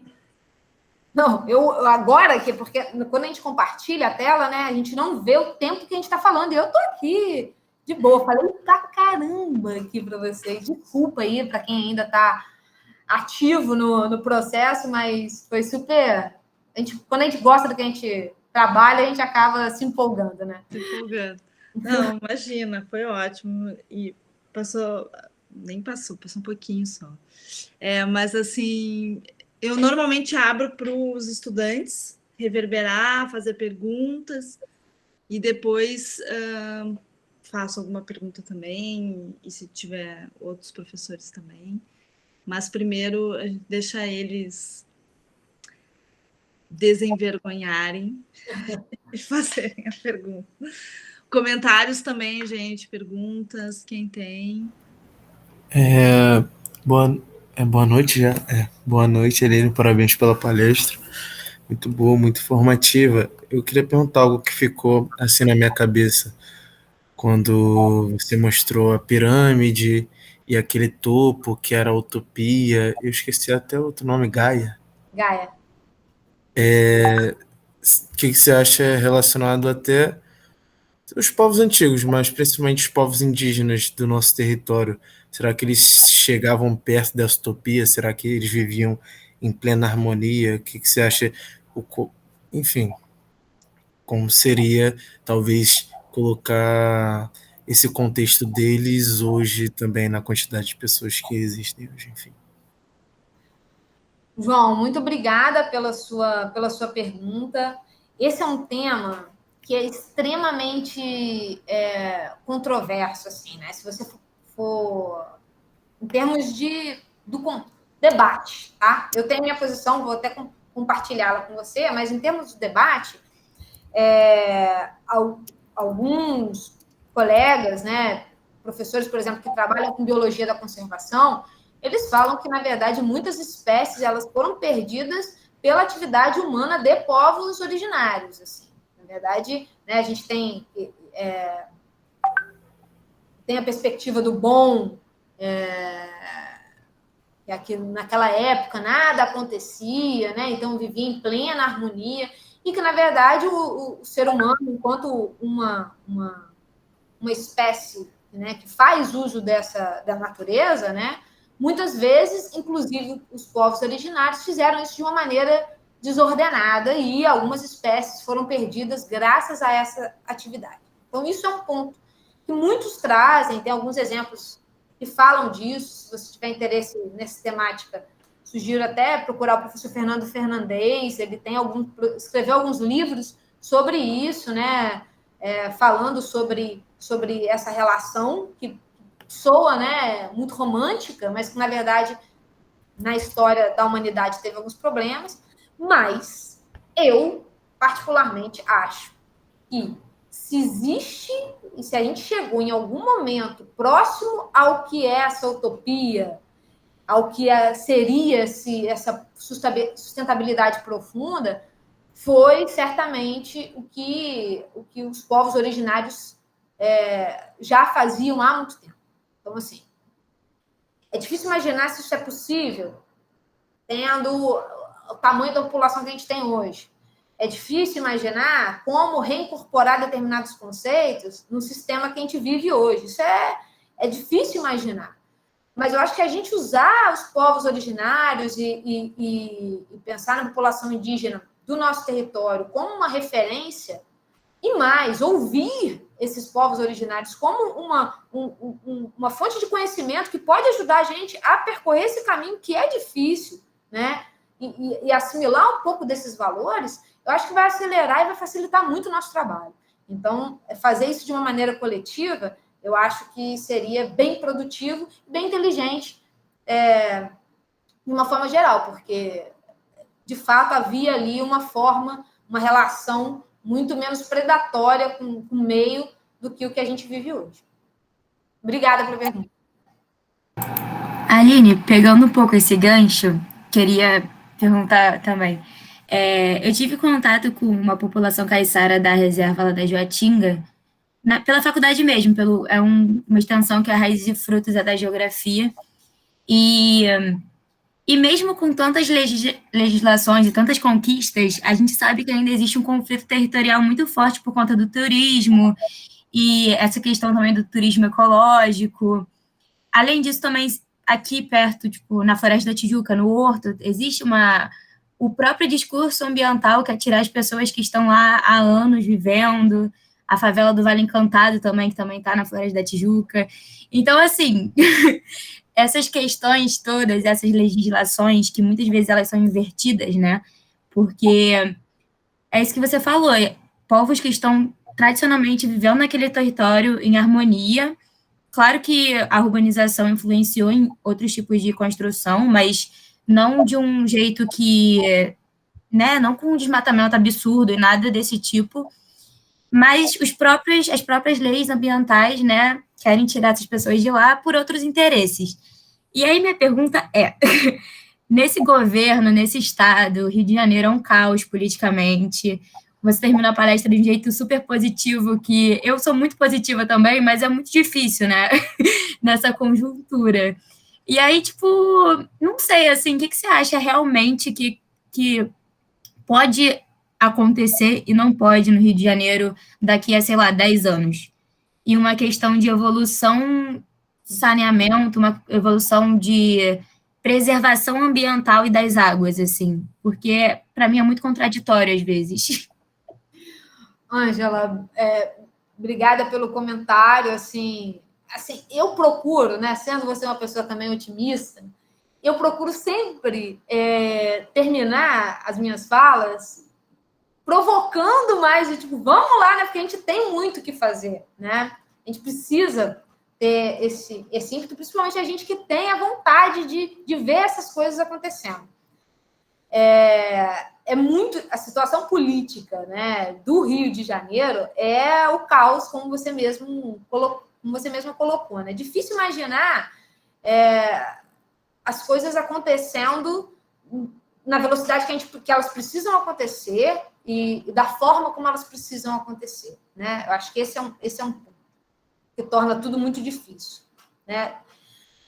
Se eu imaginar, né, que eu entrei, por exemplo, no Fundão em 2003, quase 20 anos atrás. Quando eu entrei, já havia um papo de despoluição da Baía de Guanabara, tipo, né? Então a gente tem né, esse projeto tem quantos anos, quantas décadas, né? Então a gente imaginar, será que a gente vai conseguir resolver isso nos próximos 10 anos, dada a situação crítica que a gente vive hoje, né? A gente já teve outros momentos mais oportunos, né? A gente passou aí por Olimpíada na cidade, poderia ter um aporte enorme de recursos, ter uma vontade política que garantiria que determinadas pautas saíssem do papel e acontecesse. Se não aconteceu, será que agora, né, a gente vai conseguir fazer isso? É difícil imaginar, né? Qual o caminho que eu acho, assim, que é mais promissor, por assim dizer, né? Eu acho que hoje eu vejo uma vontade, né, do terceiro setor muito grande, assim. Então, eu acho que o terceiro setor passa a ter um papel de engajamento grande, apesar de muitos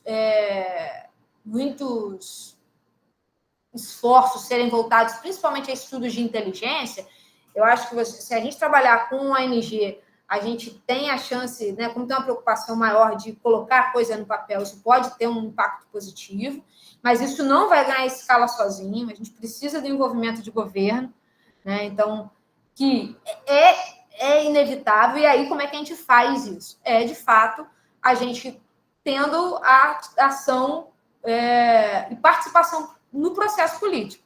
Então, se é cobrando, é decidindo quem vai fazer essas coisas, é estar atento, é tentar contribuir também nesse processo. As minhas experiências com o setor público, vendo a gestão, assim, na maioria das vezes, é claro que eu só vi a parte bonita da coisa, né? A parte engajada do processo. Eram pessoas que estavam inseridas dentro do processo, mas que estavam amarradas também por várias burocracias que chegavam com conhecimento técnico. Eu tenho amigos, por exemplo, no Ministério do Meio Ambiente, que estão, assim, cansados de tentar, assim, já, 10 anos no Ministério, tentando, vindo com as ideias, e a própria burocracia amarra muita coisa. Tem uma ideia, que só para chamar a atenção um pouco do quanto que a gente precisa repensar os processos. O INEA, né, a agência responsável por essa questão no estado do Rio de Janeiro, ele tem uma plataforma que eu costumo chamar de um Tinder da restauração. Assim. Como é que ele é? Assim, como é que ele funciona? Você é dono de uma terra, você tem a sua terra, você quer restaurar a sua terra. Você é um empresário, você tem dinheiro e, por conta de compensações legais, você precisa restaurar terras. Só que você não tem terra para restaurar. Eles criaram uma plataforma dizendo, olha, você quer restaurar e não tem dinheiro para restaurar. Você tem dinheiro para restaurar e não tem onde restaurar. Seria lindo, né? Quantos quilômetros de áreas restauradas, depois dessa ferramenta criada, de bilhões já depositados no cofre do governo para a restauração, você acha que foi restaurado na Baía de Guanabara? Zero. Aí você fala assim, cara, o cara já disponibilizou o terreno dele, o empresário já depositou o dinheiro, aquilo entra num circuito burocrático que também amarra muitas coisas. Então, acho que a gente precisa pensar essa gestão eficiente das coisas, né? Então, a gente já tem as ferramentas, a gente já sabe como faz, a gente já tem os números na mão, falta fazer a coisa acontecer. Então, acho que é isso, assim. Acho que falta a nossa participação política para garantir, né, cobrança, fiscalização disso, e talvez pensar um pouco no funcionamento da máquina pública como um todo para não inviabilizar boas ideias. Aline, boa noite. Tá dando para me ouvir? Sim? Boa noite, obrigado pela palestra. Foi super enriquecedora, vamos dizer assim, em diversos aspectos. A minha dúvida, na verdade, ela puxa um pouco desse gancho também. Se baseia um pouco na questão de, eu não sei muito bem se são ou se são órgãos responsáveis por esse engajamento, mas a medida e quais são os exemplos que a gente tem de pessoas ou órgãos que fomentam esse engajamento vindo da população? Porque se precisa fazer algo e esse algo precisa de pessoas, eu acho que então falta que essa informação chegue, de alguma forma que essa informação ela abrace essa população. Eu tenho muitos dados que você apresentou hoje aqui que eu mesmo me considero uma pessoa, entre aspas, informada, não eram do meu conhecimento. Então, até que ponto esses dados estão sendo espalhados e como que a gente pode ver alguns exemplos de engajamento vindo da população sobre essas causas? Obrigada, João, pela pergunta. Eu acho que esse é o caminho, né? Quando a gente pensou na produção do relatório, até, a gente quis fazer a gente queria indicar 5 principais componentes, né? 5 na representação lá do infográfico, e um deles era só para engajamento. Porque a gente precisa engajar, né? E como é que ocorre esse engajamento? Bom, tem algumas instituições, né, que estão dedicadas, por exemplo, o Instituto Água e Sustentabilidade, ele traz um conhecimento para isso. A gente tem o WRI, ele é um conhecimento, ele produz conhecimento sobre recursos naturais, então ele tem um envolvimento dentro do setor público grande. Eu faço parte de uma fundação, né, que é uma entidade do terceiro setor, a FBDS, que ela busca mobilizar o setor privado especificamente. Então, a ideia é como é que o empresário pode adotar a agenda de sustentabilidade dentro das suas empresas, assim. Como é que a gente faz isso? Então, a gente faz isso junto com o CEBEDES, que é um centro empresarial. Então, acho que, assim, tem diferentes, né? E por isso que eu até, quando eu estava respondendo a pergunta da Ângela, chamando a atenção do terceiro setor, assim, porque eu acho que o terceiro setor tem um papel grande nesse engajamento e não necessariamente com população em geral, né? Tem terceiro setor que está dedicado a um público-alvo, como é o caso, por exemplo, da FBDS, que busca esse envolvimento no setor produtivo, dentro das empresas, né? Que tem um papel importante também de financiamento, de iniciativas e tudo mais. Então, a minha dica, assim, para quem busca um envolvimento nisso, né, é, de fato, dar uma compreendida em qual lado do engajamento a gente pode fazer, né? Então, assim, poxa, eu quero trabalhar com empresas, eu quero trabalhar com comunidades tradicionais, né? Então, existem, por exemplo, organizações, no caso de pescadores, por exemplo, né? Existem uma série de organizações voltadas, né, cooperativas de pescadores, que estão organizadas, que estão mobilizadas. Será que, de alguma maneira, eu posso ajudar que o sistema produtivo deles, né, que o funcionamento dessas cooperativas adote algumas práticas que coincide com essa ideia de sustentabilidade? De que maneira eu posso entender isso, né? E contribuir nesse processo?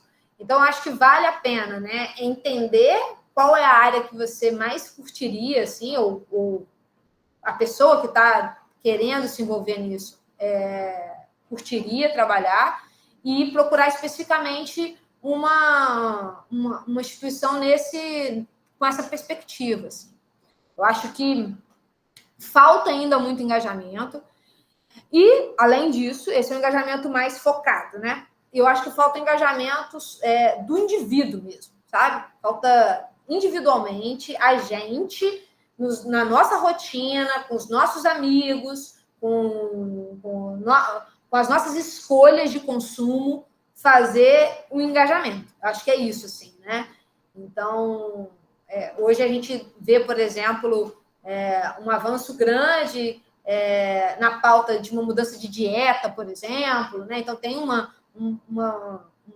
algumas mudanças que a gente observa dentro desse sentido. Então, tem várias possibilidades, né, de redução de consumo de plástico. As escolhas que a gente vai fazendo, eu acho que elas também, por mais difíceis que elas pareçam ser agora, né, talvez fosse difícil também imaginar 40, 50 anos atrás que fumar em público era uma coisa que a gente tinha que sair para fumar, não podia fumar num ambiente fechado, né, para quem fuma, ou que uma pessoa tinha que botar cinto de segurança para dirigir, e hoje é automático, a gente entra no carro, já bota o cinto de segurança, né, as pessoas que fumam já saem para fumar, né, já existe um senso coletivo nesse sentido, né, claro, muito determinado por um aspecto legal que ajuda, mas também eu acho uma conscientização coletiva que ajuda a se fixar, a ser uma política que se fixa na sociedade. Então, eu diria isso, assim,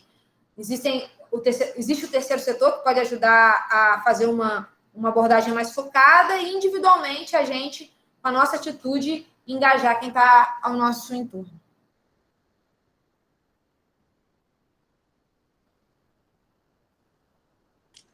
Mais alguém, gente? Tem perguntas para a Aline?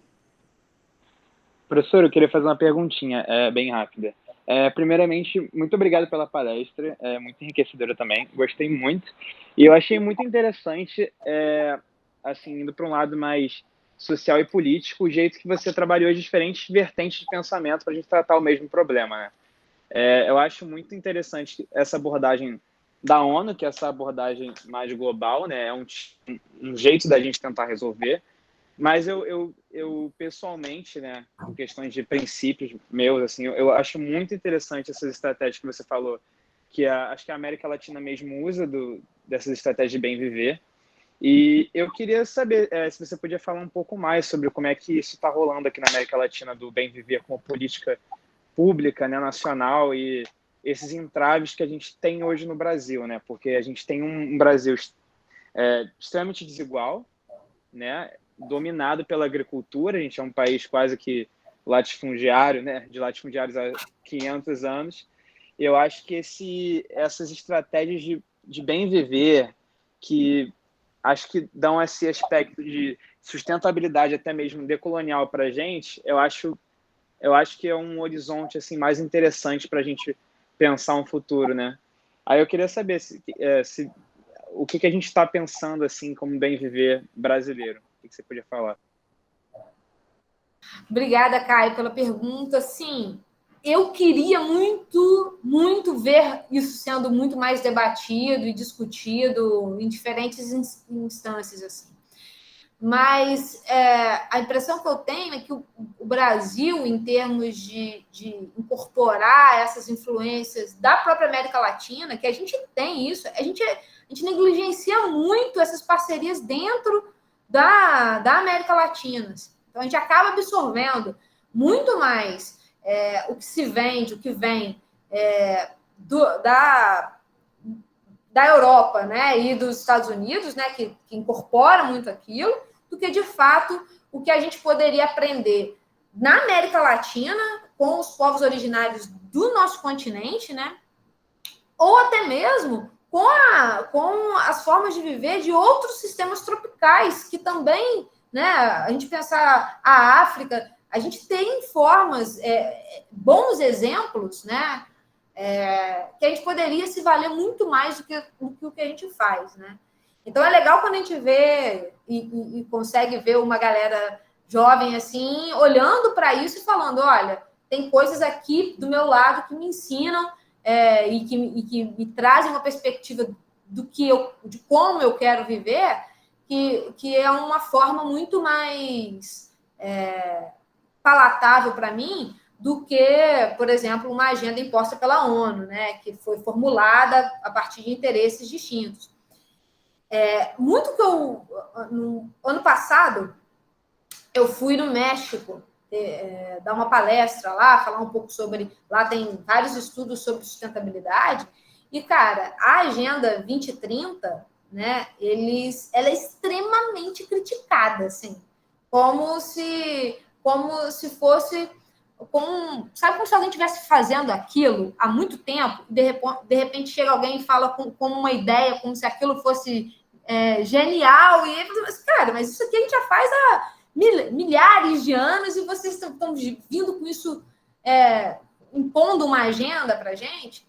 E aí eles influenciaram. Aí foi uma questão de língua mesmo, né? Porque a gente tem sustentabilidade, o termo sustentabilidade. Em inglês, sustainability. Só que lá eles têm o termo sustainabilidade e sustentabilidade. Então, que são coisas diferentes para eles, assim. E aí eu fui entendendo, assim, o quanto que é um tema delicado, principalmente para para povos, né? Que eu não sei se é uma influência do fato da gente viver no Rio de Janeiro e a gente absorve, né? Uma cidade cosmopolita, então a gente é influenciado de diferentes maneiras, mas lá eles são tão assim, presos a uma cultura identitária do México, assim, que era um tema super delicado de falar, assim, sabe? Então, eu acho que a gente podia se valer um pouco disso também, aprender um pouco disso para começar a discutir o bem viver na nossa... como se não fosse uma novidade, na verdade, né? Que se fosse uma coisa que acontece já do meu lado e eu posso olhar para aquilo e querer viver daquela forma também. Então, acho que falta muita coisa ainda e eu acho que essa integração dentro da América Latina propiciaria muito uma difusão disso que contribui indiretamente para a implementação de uma Agenda 2030 também. Obrigado, Aline. Valeu mesmo. Valeu. Mais alguém, gente? Guilherme. Guilherme é professor também. Aline Boa noite. Está dando aula e apresentar vocês dois. Obrigada aí pela presença. Obrigado, Aline, pela contribuição aí para os nossos estudantes e a discussão na FAU-FRJ. Eu acho que tem muito a ver com essa questão do... Né, pegando o gancho aí dessa última pergunta do Caio, eu acho que tem muito a ver com a questão dos modos de vida, né? Assim, as pessoas não estão... até quando a gente fala da população indígena e quando a gente fala dessas outras matrizes, né, eu sempre sinto que tem um bloqueio relacionado com uma cultura da maneira de viver, né? E essa cultura da maneira de viver que a gente naturaliza, isso para não falar de todas as interferências dessa cultura com o que a gente considera desenvolvido, não desenvolvido, né? Assim, então, tem toda essa poluição aí no ar, né, do certo e errado, assim, isso que você explicou na palestra, né, algumas vezes me fez muito pensar em uma análise crítica que eu fiz recentemente com uma colega do novo plano de desenvolvimento urbano integrado da região metropolitana, né? E a gente vê o quanto essas coisas aparecem no texto sob forma de boas intenções, né, de verdades assim, que são replicadas, mas que não têm... Parece que elas não têm nenhuma relação com a realidade, né? Assim, parece que elas são apenas reproduzidas como uma espécie de referências do correto, do que deve ser feito, mas a gente sabe que muitas dessas coisas ou estão em conflito com a possibilidade de realizá-las, ou estão em conflito com modos de vida das pessoas, ou estão em conflito com outros tantos conflitos, né? E essas coisas não são minimamente questionadas. Então, elas são colocadas num documento aí de um contrato milionário, né, para fazer esse plano, e elas são simplesmente replicadas. Aí vem todas aquelas diretrizes da ONU, etc., né, disso, daquilo, mas parece tão distante, e não só distante, né, porque ainda se fosse distante, a gente teria um menos distante, mas o problema é que elas ocupam esse lugar técnico, né, de uma expertise técnica, e aí fica mais difícil ainda contornar, porque elas tomam esse lugar do que é o conhecimento técnico sobre o assunto, e do pouco fazer que a gente tem, e aí essa distância acaba imobilizando o próprio corpo técnico, né, o pouco que a gente ainda tem. Não sei, eu queria um pouco a sua opinião sobre isso, assim, que é isso que envolve também essas decisões de planejamento, essas políticas, né, assim.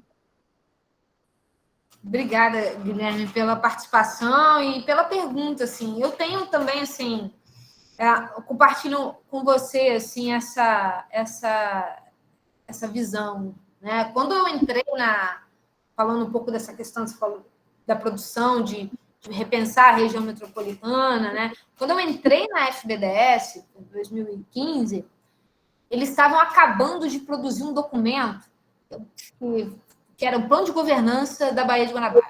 A ideia era pensar como é que isso seria, como é que a gente poderia fazer essas discussões que a gente demora décadas para... Como é que isso poderia... Por que isso deu errado? Por que isso não aconteceu ainda? E quem deveria ser ouvido e que não é ouvido? Então, eles montaram lá uma ideia de quem... Aí pensaram, gastaram tempo, dinheiro, porque, né, são estudos que envolvem a participação de pessoas, receberam uma grana para fazer isso. Eu acho que eu fui consultado, eu fiz parte dos consultores disso. Então, tipo, tem, né, as coisas... assim, eu não acompanhei o processo, porque eu estava acabando de chegar, na época, a Cris, que estava tocando um pouco as coisas, comentava comigo, a gente dividia a sala, assim, na época, e aí parece que, assim, a gente conseguiu identificar, gastou um tempo, conversou com tanta gente, engajou, pensou, tá aqui, a solução é essa. Aí pensou lá como é que tinha que ser, né, composição, quem teria que estar envolvido e tudo mais, e a coisa não sai, assim, né.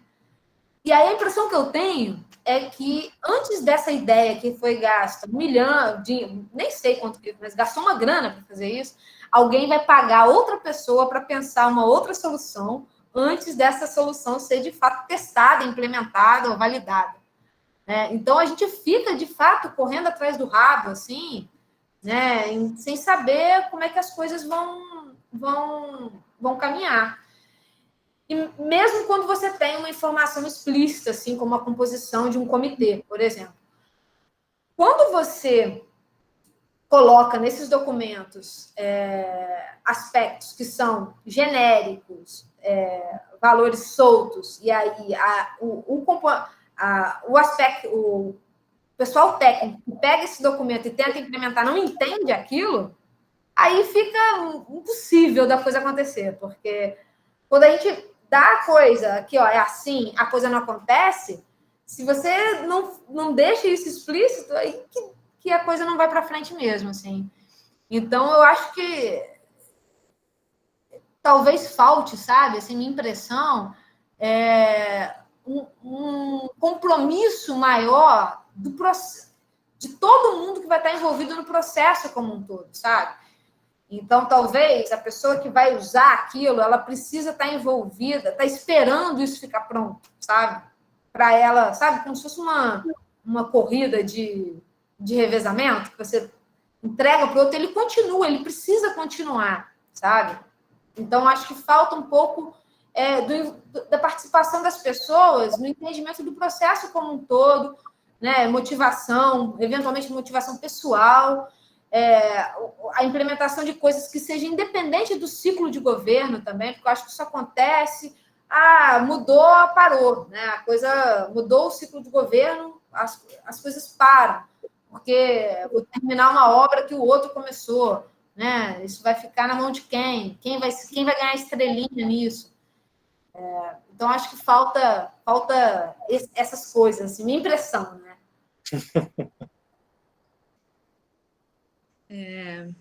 Eu vou só fazer um comentário, né, para a gente encerrar. Eu até tinha uma pergunta, mas eu acho que vai abrir para uma outra coisa, né? Deixo para uma outra oportunidade. Tinha um pouco relação com o aquecimento global. Mas a partir assim do que vocês estão falando, né, eu fico pensando, a gente aqui em PA1 está com esse exercício de que eles pensem um equipamento relacionado à água no seu próprio bairro, né? E hoje de manhã nós falávamos disso, assim, se a gente, como é que estava para fazer o exercício diante desse momento difícil também que a gente está vivendo, né? Com as dificuldades de cada um, ali na prática a internet de alguém contagiado de outro, a si mesmo contagiado, né? Aquela confusão que a gente está enfrentando atualmente, mas essa alegria que me deu essa manhã de pensar que a gente estava olhando para exatamente o nosso bairro, assim, e olhando exatamente o que a gente pode fazer agora, que não é uma ideia mirabolante, que o nosso tema é um equipamento público de pequeno porte, médio, pequeno porte. Então, não é um... Oi? Há controvérsias, né? Há controvérsias. Não, mas a ideia é pequena. Médio, pequeno, não sei. Mas, enfim, essa ideia de a gente poder pegar o problema para a gente, né? Nesse sentido que eu quero dizer aqui, desse lugar escorregadio, né? E muito pouco efetivo que é desde a ONU até os nossos governos, né? A gente fica, de fato, flutuando. E eu estou lendo um livro, que é um livro que recém chegou aqui no Brasil, do Latour, que é um pesquisador que pensa muito esse tema, né, das mudanças climáticas, chama Onde Aterrar, e ele está colocando muito esse problema de um olho. E eu acho que tem tudo a ver com os arquitetos, né? Por isso também está sendo bacana de falar aqui, mas não só com os arquitetos, né? Pelo que a gente está percebendo também da sua fala, né, Aline? Que é um olho que olha de fora, como se a gente estivesse descolado da Terra. A gente fica olhando esses dados que são globais, mapeando dados globais, como se a gente estivesse lá na Lua, num foguete, olhando o planeta. E na verdade, a força nesse momento, sobretudo, e talvez o que a gente possa vir a fazer é a gente justamente botar o nosso pé de volta no território e começar a fazer numa perspectiva mesmo de um olho que está dentro. E não que está fora, está dentro, está olhando daqui, ó, daqui para cá. Eu acho isso muito simbólico, assim, né? De como é que a gente produz uma biologia assim, como é que a gente produz uma arquitetura assim, como é que a gente produz tudo assim, né? A partir desse lugar mesmo. Eu fico pensando de modo muito concreto como é que os estudantes fazem dos seus dispositivos de projeto, dos seus projetos, dos seus exercícios de projeto desse período, verdadeiros motivadores, né? Dispositivos de engajamento do seu própria rua, do seu próprio bairro, do seu vizinho, do seu tio, né? Porque me parece que essa mão na massa, ela precisa acontecer, mesmo que singela. Porque esse negócio de ficar querendo resolver a escala global é uma loucura. Isso é uma balela, não vai rolar, né, gente? Não está rolando, né? Talvez o maior avanço que a gente teve foi o Acordo de Paris e que Trump saiu, né, no final de 2019, que é o segundo maior emissor. Então, assim, e o que a China está fazendo que polui 3 vezes mais que os Estados Unidos, né, em termos de gás carbônico? Qual é a ação efetiva, qual é a mudança efetiva que a gente vê de qualquer país que tenha, sei lá, um lugar importante naquele ranking de emissões, inclusive nós, né, que ocupamos, acho que o 15º lugar, até, não sei, por ali. Então, eu não sei, eu fico pensando isso. Gente, vamos tratar de pensar o Rio do lado de casa? Sabe? O que a gente faz com isso? Eu acho que essa fala, Yasana, é super, assim, tem falei um pouco dessa questão do terceiro setor, que a galera que precisa ver e tudo mais, mas o que eu vejo também muito, assim, é muita gente... Falta a mão na massa, sabe? Às vezes, por exemplo, tem uma priorização espacial para onde restaurar. Aí a galera faz uma série de estudos de modelagem dizendo que é importante restaurar aqui. Aí fica lá, aquele estudo dizendo que era importante restaurar ali, e até alguém botar cavar um buraco e colocar uma planta ali, demora tanto tempo que ali virou uma outra coisa, um território que já não cabe mais, ou o tempo necessário para as coisas acontecerem é tão grande assim que as coisas não são mais como seriam. Até, aí já não vale mais, vamos fazer outra coisa. Então fica faltando muito isso mesmo, assim. Talvez essa perspectiva que você falou, né, da gente olhar o nosso entorno e pensar as soluções que funcionam ali, colocar aquilo na massa, fazer aquilo acontecer, ajustar aquilo ali e dar escala a isso num outro momento, talvez seja uma forma de ser mais bem-sucedido em fazer as transformações globais que a gente precisa, do que talvez uma coisa onde vem umas soluções globais que não podem ser implementadas localmente, porque não rola, é o que você falou, a coisa não está rolando, porque tem uma série de especificidades, e a coisa fica flutuando ali, ideias que vão aparecer numa linha, num relatório, num documento, como o Guilherme falou, que a gente não sabe o que faz, como é que aquilo se torna uma ação. Talvez a gente precisava ter exemplos de coisas que dão certo, porque a ação é sempre numa escala local. Por mais que você pense globalmente, a ação ela ocorre numa escala local. Então, a gente precisa saber como é que essas coisas acontecem. Então, acho que é super pertinente, assim, essa sua fala. Concordo em vários aspectos. Então, eu queria agradecer, Aline, sua participação aqui. Muito obrigado. Agradecer a todos que ficaram e vieram para esse papo. E espero que a gente se fortaleça aí, né, nesse caminho de pensar um mundo mais justo, mais possível, mais alegre e de um convívio com outras espécies e de sobrevivência também, né? Com certeza. Que a água possa possa existir. Guiar nesse caminho, né? Bom, deixo aqui mais uma vez, né? Agradeço o interesse de todos, né? O convite da Yazana, tem aí o meu e-mail, né? Quem vai assistir ainda, quem está assistindo isso agora, não está aqui no ao vivo, se quiser mandar uma mensagem, fiquem à vontade. Para mim é uma alegria enorme poder debater isso, aprender com a galera que conhece um outro lado, uma outra dimensão das coisas, né? A gente também, enquanto biólogos, pensa a coisa dentro de um aspecto muito conceitual, né? Dentro de um aspecto muito biológico, e a gente sabe que na prática implementar determinadas coisas existe uma série de desafios, né? Não dá para, por exemplo, plantar uma árvore não é uma coisa num contexto urbanístico trivial, né? Tem locais, tem espécies, né? A galera que trabalha com isso tem todo. E eu acho que a gente pode contribuir muito dessas parcerias.